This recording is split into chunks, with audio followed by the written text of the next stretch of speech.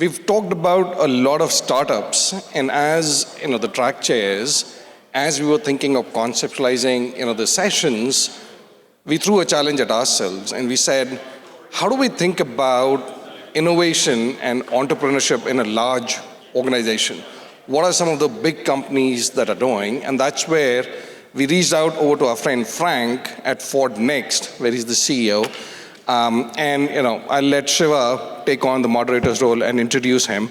This should give some very interesting and a different set of insights when you try and flip the model and see how larger organizations are doing it. So over to both of you. Hello, everyone. Happy Friday. Great to be here. I'm Shiva Kumar. I run mobile tech practice at Piper Sandler. It's an investment bank. We advise clients on mergers and acquisitions, capital raises, whether it's IPO, debt, and whatnot. Been with the firm for about a year now. Before that, I was a CFO of an enterprise logistics company for about 2.5 years. Prior to that, I was in banking for 10 plus to 25 years of technology, operations, CFO, and banking experience. I'm super excited to be here, especially with Frank. So a little bit about Frank, Louis Victor. He's a CEO of Ford Next, has got an amazing, deep expertise in the automotive manufacturing and ancillary services around the automotive ecosystem. But without further ado, I'll turn it over to Frank to talk about his background a bit. Yes, thank you, Shiva. So I am CEO of Ford Next LLC, and I will talk a bit more about Ford Next after. I'm also the vice president of what we call new businesses at Ford, meaning developing new adjacent businesses for the OEM. My background mainly is I'm an engineer, passionate about engineering. I also have a bachelor degree of automotive design. But at the end, I only did software all my life, and I built, 4 or 5 businesses in the tech software for automotive companies. Before joining the very last years, big OEMs, so shifting from the small human-sized startups to the big corporations and helping these big corporations to build these new businesses in a very agile and lean way, right? And it's a challenge. So I think that we are here to talk about that, right? Well, it's great to have you, Frank, here. By the way, have you ever been to TiEcon? Is it the first time? Or? No, I just joined, I arrived in US exactly 1 year and 4 months ago. So, mechanically, it's my first TiEcon, so excited to be here. It's pretty well organized, I would say, but I was also surprised at how many Indians are in this conference, which is also a pleasant surprise. What is your reaction so far about the conference? Yeah, it's really interesting. I've seen many people coming from India. We have some tight with India. I have a software development team in Chennai. I spent some time in Chennai recently, so always exciting, of course, to meet people. Great, Frank. As a CEO of Ford Next, I would love to kind of dive a little deeper into it. What are the goals and missions of your team and organization? Yeah, so I would like to come to the origin of Ford Next. So we have created Ford Next, and I've created Ford Next with the team a bit more than a year ago now, to organize, to structure the way a big company, a big OEM like Ford is creating new businesses that are adjacent to its core business, right? And that's absolutely necessary to do these kind of things because today with the electrification, the rise of new competitors coming from Asia, but also coming from our own territories. The appetite from the customers and their willingness to pay. Someone in the previous session was talking about the willingness to pay, right? People are willing to pay now for experiences. They are willing to pay for content. They are not, so much willing to pay for cars. They are willing to pay for everything that comes around the car. So you need to build new things. Right? And building new things that are not the things that you are doing for more than 100 years, it's a challenge. So we created Ford Next to structure that, and we do it in a very unique way. By the way, I guess we're going to talk about that. One of the questions I always ask is from people, KPIs and the success factors. So what are the KPIs and success factors that you measure and gauge every year that determines your kind of the next path forward? Yeah, so I mean, our mission is to build businesses, and that's what is unique to us. I mean, the things when I joined Ford and as a VP of new businesses, mainly we were investing in other businesses, like a CVC, if you will.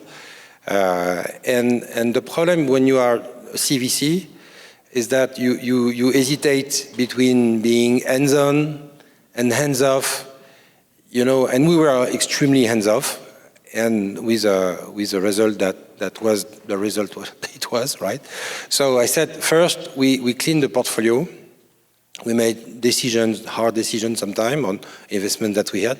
And I said, look, I mean, if we want to make that work, we have to focus on building our own businesses. We could do that with our own people. We probably have to hire new people, entrepreneurs, and we can do that with partners. But these businesses has to come from inside. We have to build them from scratch, and we have to connect them with what exactly the company is ready to accept, right? And that's the challenge, right? You don't invest in something that exists or is built outside, and then like an organ that you then implement, right? That can be rejected by the body. You create from the inside. And so the KPIs are not, you know, the money we are investing or the return on investment like a fund would have. KPIs are more the quantity of businesses that we are creating that are clearly aligned with the corporate strategy and aligned with what the business unit needs to have, you know, to thrive and grow, but they need to be profitable, right? And that's the complexity of it, right? Just following up on that, obviously you have a great prolific blue chip auto OEM as in the name. What's the linkage with Ford? What kind of support resources that you get from them? So, I mean, first, I am very lucky because Jim Farley, the CEO of Ford, created a new business platform. So then I structured it and I created FordNext. But, you know, it comes from a strong desire from the company to have a place where to nurture this kind of initiative. So pretty good support from the leadership. And then again, what I was saying is that there is a strong link between the businesses that we are creating and the business units. So meaning the business unit that are building cars, the business units that are managing the servicing, the service and spare parts. You know, it's a multi-billion-dollar activity. And generally speaking, by the way, all the internal structures that could benefit from developing new products and services, right? So it's this link, like a cord, right, which helps us sometime on the engineering of it, because we benefit from resources coming from engineering. We have our own engineers, but much more software engineers, less hardware engineers, of course. And at the end of the day, when we have developed the product and service, we benefit from the incredible power for the go-to-market, right? I mean, we have millions of customers, right? So it's an accelerator, which is absolutely amazing. On creating products and services of the next generation that you mentioned about, how do you engage with the startups and the third parties outside of Ford? What does that engagement model looks like? Yeah, I have to be honest. I mean, we don't invest in startups. Period. I know that it's probably the main thing here, but we don't invest in startup. We build startup, but sometimes, I mean, most of the time, we don't build startup. Just us, I mean, just on our own. We are building startups with external partners. Because again, with electrification, for example, the previous group was talking about, you know, the challenges around electrifications. The vehicle is integrated in its environment in a much different way than the ICE vehicle. I mean, ICE, internal combustion engine vehicle. So you have challenges and opportunities in energy, in connected services, in physical and digital services around the vehicle. And to do that, I mean, you need to partner with the best, right? On energy, for example, you partner with utilities, you partner with people doing network, equipment, and so on, because you need scale also. So we are not specialists, right? So, I mean, you need to build things that are like a co-creation of, the best software, best hardware, best services. And I have an example. We created a year ago a kind of a JV with ADT, the leader in home security. We created a Canopy AI, which is a company dedicated to security, the security of your goods in your van and pickup truck. It's an absolutely unique solution with an accessory with a mic, radar, camera, multiple sensors, and that detects in this open volume, which is the bed of your pickup truck, that detects threats. And it's very hard to make the difference between a squirrel, we have a lot of squirrel in Michigan, jumping in your bed, or someone putting the harm, in your bed, right? And if there is a threat, it contacts directly the guys from ADT behind the screen, and they are calling the cops and sending the police, right? So this kind of thing, it's unique. We did that with ADT, and it's a partnership in equity with ADT, because we could not do that on our own. Or we would have done like all the others, like a streaming video coming from the car, and it was just useless. Well, that seems like great for the Ford vehicle owners, but bad for squirrels. But they don't buy any pickup truck. I honestly don't care. So. Yeah. On the joint venture model that you mentioned with ADT, is that your regular go-to market or go-to engagement model with the third parties, where you form a joint venture, provide dedicated resources? Yeah, so I mean, this one is a very interesting example. That's typically the example where we are multi-make. So it's not only for Ford owners, right? So because everybody has the problem, right? This thefts, issue in US is $7 billion a year from the FBI. So it's for people who have Silverado, Genelli, and F-150. So typically, since we are targeting multi-make, so owners of various brands, we leverage the go-to-market of Ford and all the entities of Ford. We leverage ADT because they have millions of customers themselves, and people who have homes, they also have pickup trucks and vans, right? But we also have our own direct-to-consumer customer channel online. We are working with third parties.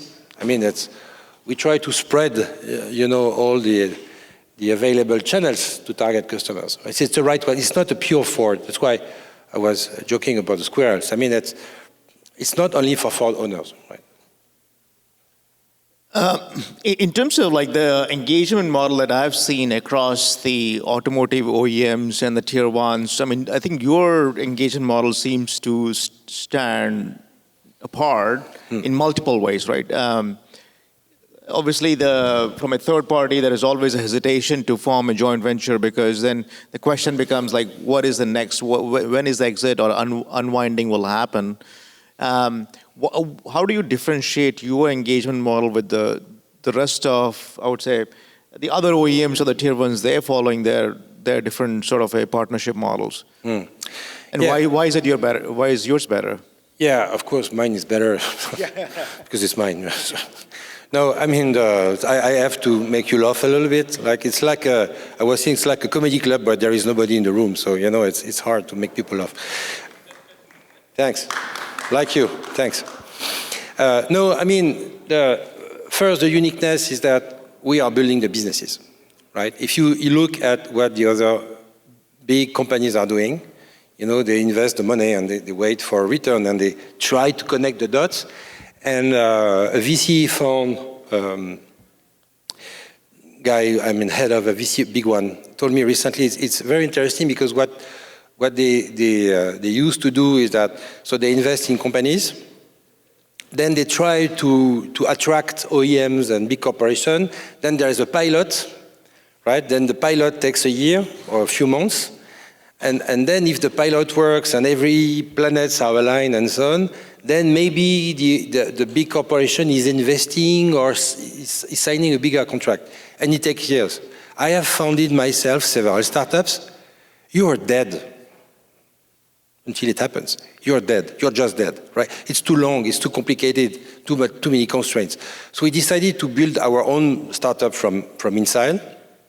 It makes us extremely unique. But the thing and the complexity is that we said we do that by attracting partners to help us building these startups, right? And then we have to manage the complexity of reassuring the partners, saying, look, it's not Ford, it's for Next LLC. That's why I wanted to create this dedicated LLC. And from the beginning, we have a clear contract, moral contract with the partners. We say, we create that business together, but we have to be clear about, the future.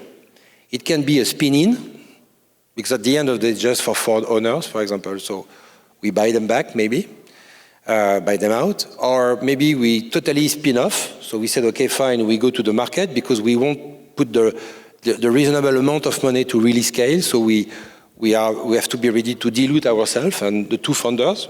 So it becomes something which is much bigger outside, right? Or we shut it down, right? So we're extremely clear from the beginning, right? And the way I see the things and what I try to find from the very next businesses that we are building, I try not to have one partner, but at least two, right? Because then it's like a stool, right?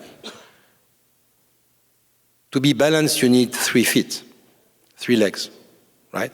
So I think that these kind of things, and we iterate a lot, right, in that space to find the right model, right? And it's amazing, it's passionating, right? So that's the way we try to make it work, and we try to reassure again the partners and so on.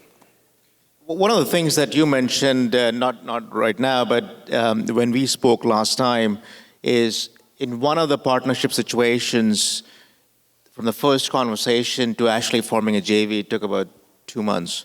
Yeah.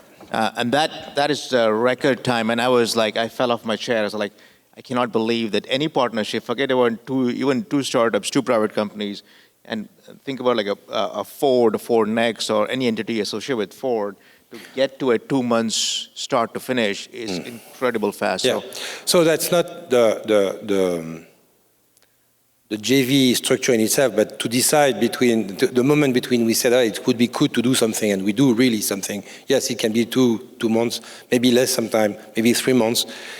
Maybe more, because then we realize it's a very controversial topic. Like when you talk about direct-to-consumer distribution, for example, I could be killed right now, if there was a Texan dealer in the room. But the thing is, that's also the uniqueness, the challenge, and what makes this challenge really amazing, is that we have to deal with all the constraints and leverage the constraints, to create something that is very successful. Constraints are, when you build this kind of business inside of a big corporation, and not just in your garage, like many did, you have to deal with technological constraints and guidelines. You have to use GCP this way and not this other way. You don't know why, because it makes no sense. You have to go to this agency because this agency has a specific contract, and it costs you 1,000 times what it would cost you if you would do it yourself. You have to deal with, policy constraints, right? I founded myself 4 companies, honestly. I have never seen that. I have to go through 3 lawyers each time I do something, right? But honestly, at the end, that's the only way to secure the fact that when the product and the service and the business is mature, you can really, leverage the power of the big corporation to really go to a market scale and integrate the tech or the service inside of the big group. You have to pay the price. If you don't do it at the beginning, I tell you, you guys have a lot of experience, you do it at the end or in the middle. And it's more painful to do that, after a year or 2 years, right? When you have to sell the company. I did myself. I sold 2 times my company. It was just painful. So, by the way, that's the thing. We like in some, Asian, sports, you have to use the power or the strength of the others. We are trying to use, the strength of the big corporation, which is much bigger than us, right? And to use their power and to win at the end. That's the challenge. That's one of the best ones, right? Like where you use the best knowledge out there, best practices, years of experience to leverage and give that platform to your joint venture and can scale pretty quickly. Look, I think Frank, 5 years ago, the automotive tech specifically had so much euphoria around it for a variety of reasons. I think some of the trends have been sort of de-emphasized now. Some new trends have emerged, obviously electrification being one of them, especially driven by mandates and regulations. Could you discuss about what are the trends that you're witnessing, that you are closely watching, that seems to be interesting? Yeah, so I mean, we talked about electrification. Electrification comes with energy, because of course today you cannot have a gas station in your driveway. That's not very fair. I mean, it's not very safe. But you have electricity in your driveway, right? So in your home. So I mean, you have access to energy everywhere, and it's a game changer, right? It means that when you do a car, you cannot avoid the topic of the global holistic energy infrastructure, right? And I am very passionate by the topic, so energy would be the first. There is no order, but a big one. Second, I mean, everybody's talking about supply chain logistics. We are in a manufacturing, chapter of this conference. Supply chain logistics, the way you optimize the time to deliver the specific parts, for example, to dealers, independent repair shops, and final customer. We are working on that. We have a very exciting business that we are nurturing and baking, cooking. Remanufacturing. I believe that if we want to be sustainable, and honestly, so I'm French. You have recognized my very good accent, I believe. In Europe, I mean, the sustainability is a topic which is honestly much more developed for much more long time than in US.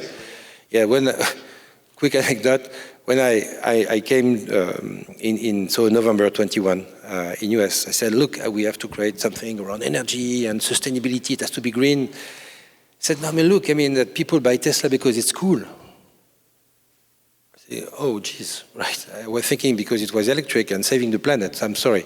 So now it has changed in a year, right? But yes, if we take the sustainable piece of it, it's not just about building electric cars. It's also about, managing the lifetime of the vehicles, the life cycles, right? Especially with LFP batteries, the lifetime of the battery will be longer than the car itself. What do we do, right? And batteries will be structural. So what do? You cannot have a battery which is like new and the rest of the car is just rusted. And so, I mean, there is remanufacturing is a big topic I am exploring too. So yes, I would say, and connected objects like security and so on. A bit of experience on board, but everything which is related to the vehicle itself, I let that to Ford to just connect on topics where we can bring as a team value to what Ford does, right? Also, a reason for success is where you draw the line between what the core business is doing and what you can bring to the car business. So everything inside of the car I used to let it to the company. That's great. What about the recycling theme? Is it a big in? Yeah, it's. I was talking about remanufacturing, which is refurbishing. Of course, recycling is a part of it, because when you remanufacture a vehicle, a device, there's a piece of it that you have to recycle. You trash it. And you can recycle and you can reuse the result of the recycling, maybe to create new parts and to reintegrate these new parts in the new old vehicle, right? So of course, recycling is a big part of it, especially with batteries. It's a very interesting topic. I will ask one more question before I open it up to the audience. I was, as I mentioned, Frank, I was prior to Piper, I was a CFO and I did a lot of operations business development. And one of the things that I always struggled with was kind of forming the partnerships with the larger corporations for a variety of reasons. So as you see there's entrepreneurs and startup founders, third parties, what advice would you give to them when they're thinking about engaging with you from a partnership perspective? Yeah, so I was talking about the constraints, technological, policy, and so on. I should talk about the financial constraints. The J-curve that we have as startup founders, you used to manage, right? And we don't have all the answers, so you build something and then you lose money and then you iterate and you try to pivot and to realign and, to find the right trajectory. It doesn't exist with an OEM, a big corporation. They think flat with an increase of X% every year, but they think flat, right? And they think amortization, and it's totally different. Sometimes big investments like battery plants and so on, but it's big investment with a software, if you will, an algorithm that they know by heart for 120 years.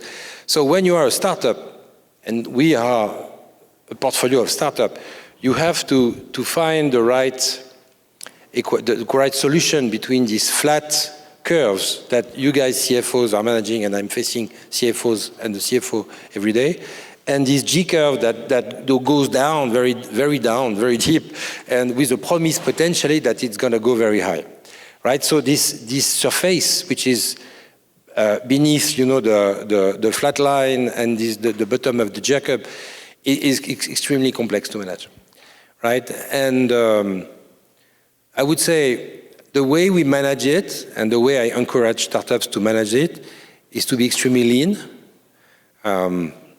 Each time that I have seen startup and we have invested in startup that were planning to burn billions of dollars, and we had that, billions of dollars before it gives anything, the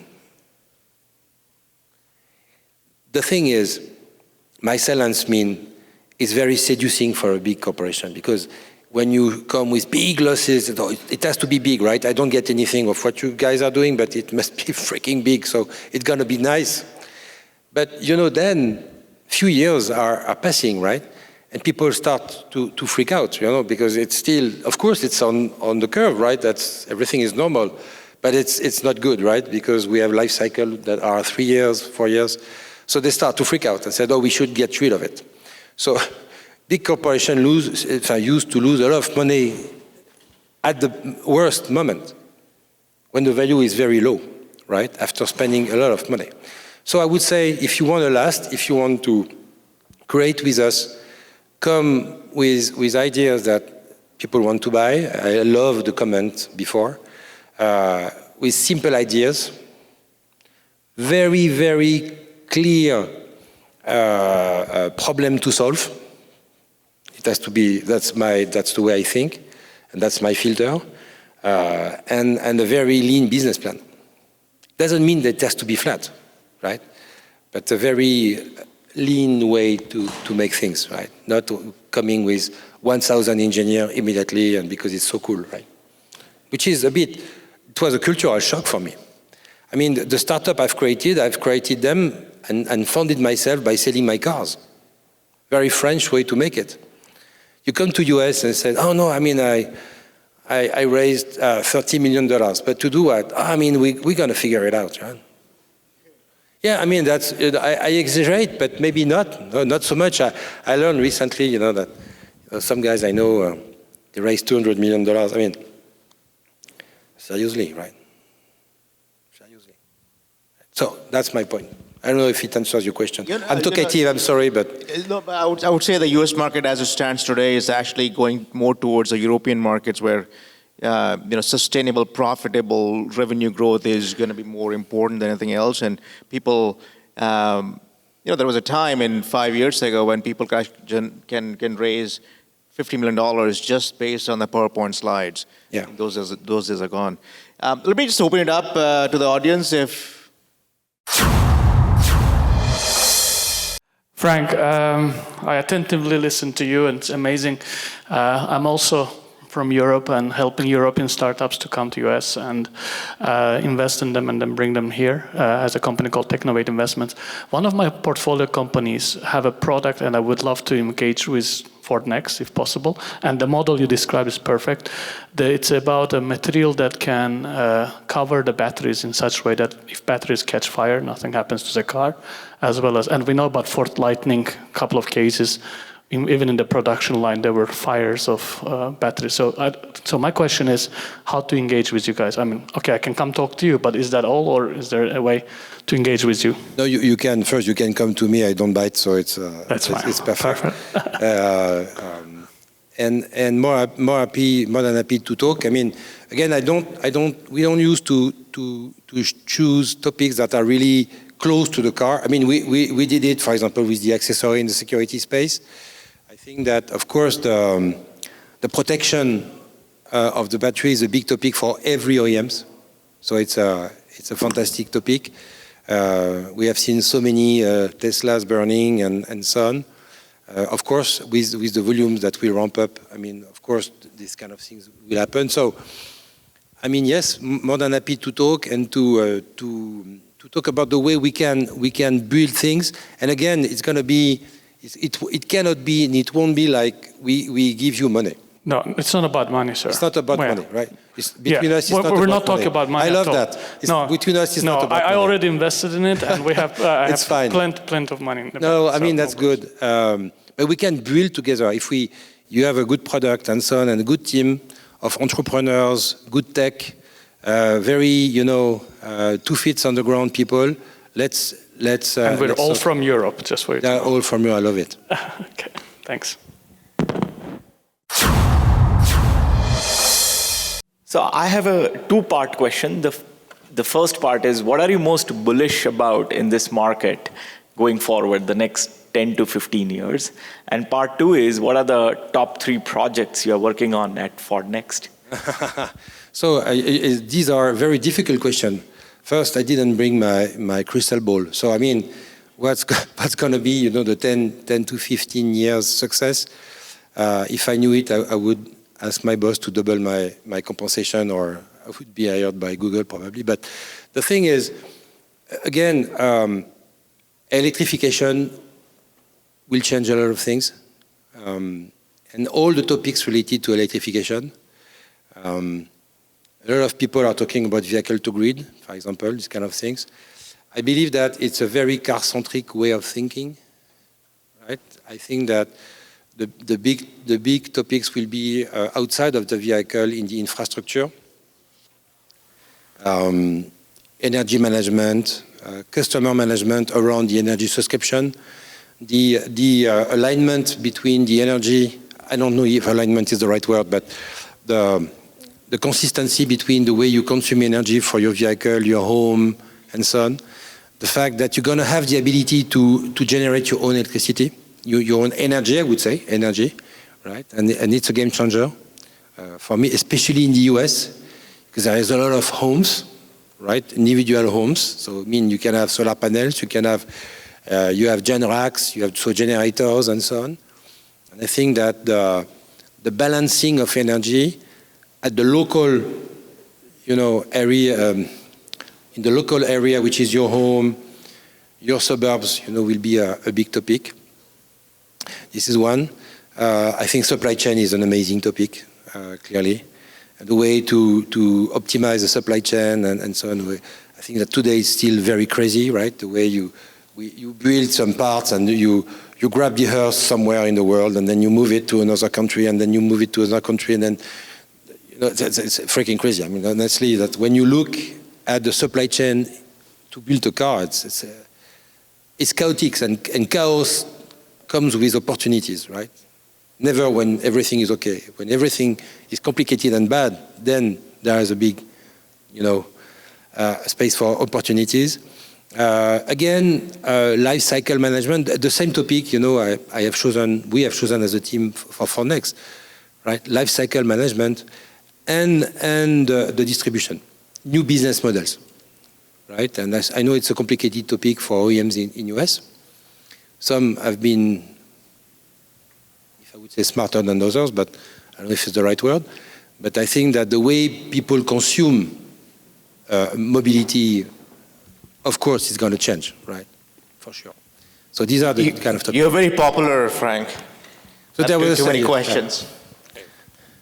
Hi, Frank. My name is DJ. We work with the automotive space, and we have also a mandate to make Belgaum as a global hub for EV and drone industry. My question is to you is, how are you finding your tech talent and other partners for working with Ford Next? Sorry, I didn't hear. So my question is, how are you finding your tech talent and other partners for working on Ford Next? Oh yeah, so I mean, tech talent is, is the fuel. Tech talent is the fuel for Ford Next. I mean, that's, honestly, it's 50% of my time. Not to say more. The way to optimize the level of skills in our software teams, internally and externally. How do we select, find, identify, and nurture, entrepreneurs. I mean, big corporations they don't hire entrepreneurs, right?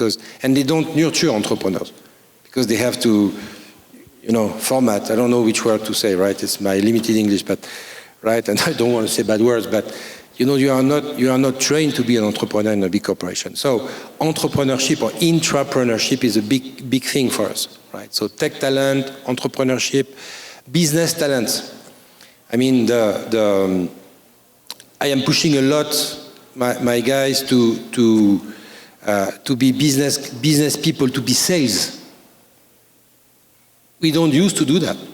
We never sold any car to anybody. We sell cars to dealers, and dealers are selling cars to their customers. We have no clue.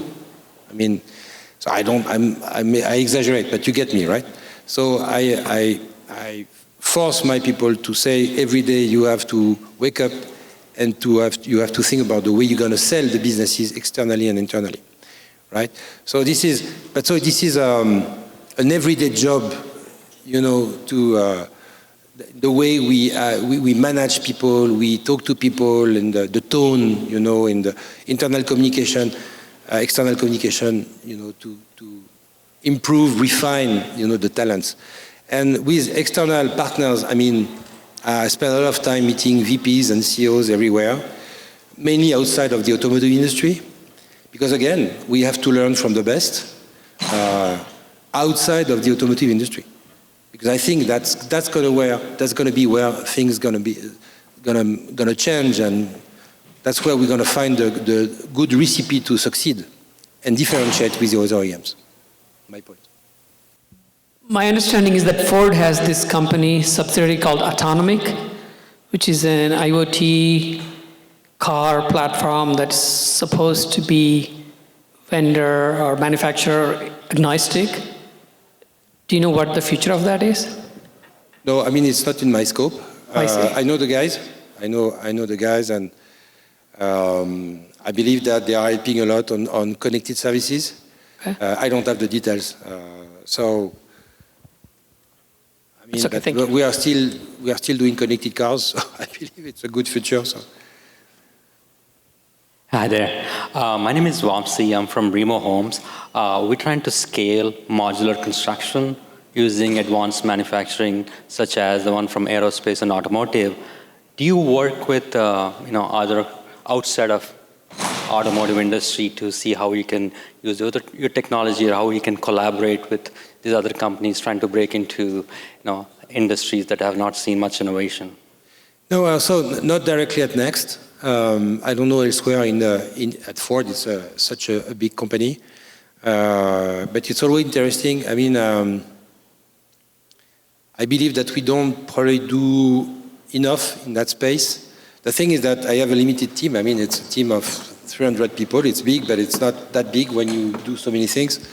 We have something around 6 to 7 businesses in our portfolio between what we have already launched, what we are about to launch in 23 and 24, and we have just have 1 year of existence. So I mean, it's already a lot, right? With ambitions of hundreds of millions of dollars. So, by the way, probably this is something we could discuss, and I have in mind. Okay. But again, I think that also success comes from focus. Focus and simplification.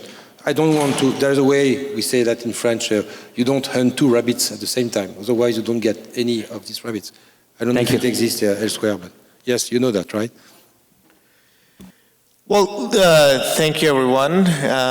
This was really engaging conversation. Frank, thank you for being open and transparent and providing insight to your organization. I think there's a lot more to be done. I think there's a lot of interest in from people here.